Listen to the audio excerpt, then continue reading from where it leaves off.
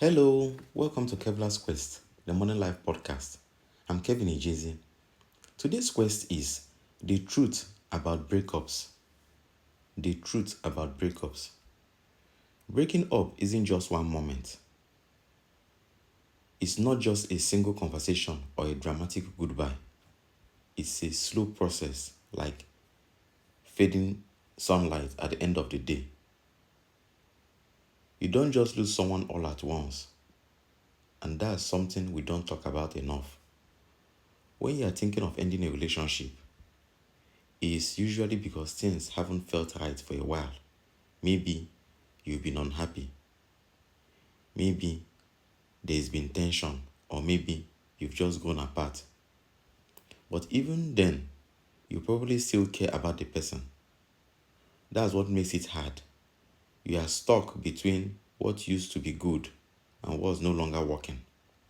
Eventually, the bad starts to outweigh the good, and you realize it's time to move on. The actual breakup conversation is short. You sit down and say, I think we should go our separate ways.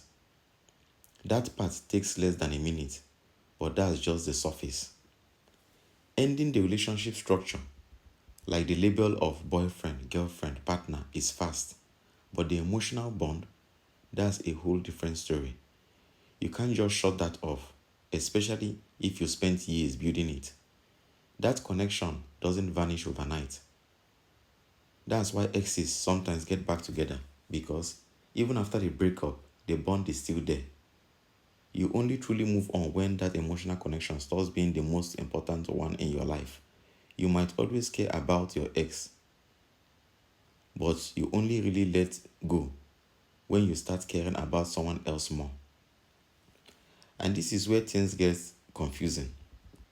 Right after a breakup, especially if the relationship was tough, you might feel relief. Like, finally, no more drama, no more guilt trips, no more explaining where I'm going to. It feels freeing, like stepping outside after a long winter. But that's just the first wave. The deeper stuff, the grief, the sadness comes later.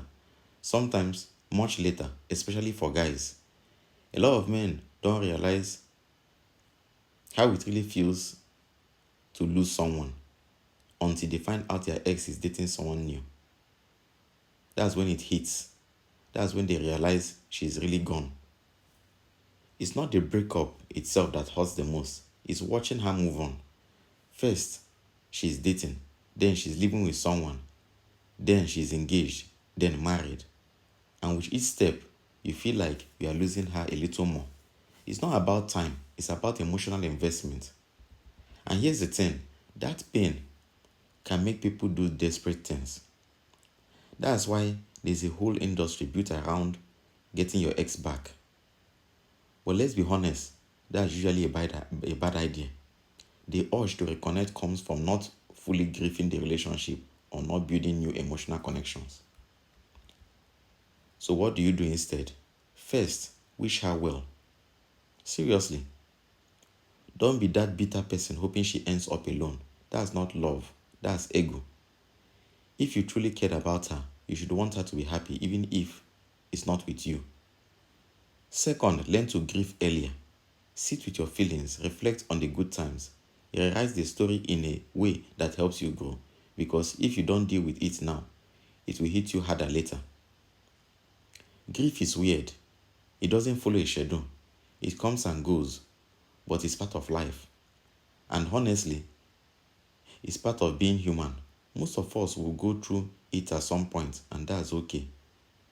You don't lose someone all at once. You lose them in pieces.